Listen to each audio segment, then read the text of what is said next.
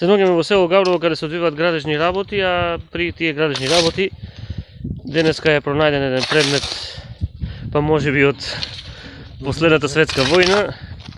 Да ни кажете кога го пронајдовте? Па пред 2 часа. Како го забележавте? Па видех дека железно нешто и полека да го нудара и извади. Видех оти е тешко. Позна се капсулата отпред и бомба е. Добро, пријавено е сигурно до... Одмак се пријави, кажаваме, дека сме нашли, за да може да работиме. Друг пат вакво нешто?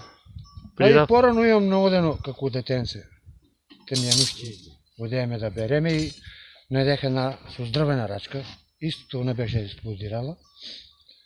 На старото пазариште една наодих од тие тркалезните суалка, германска. И не ја продадох. Значи има остатоци кога се работи да се внимава? Па това ми е трети случај да наоди. Само уште жотиците на едно грнетова набавка.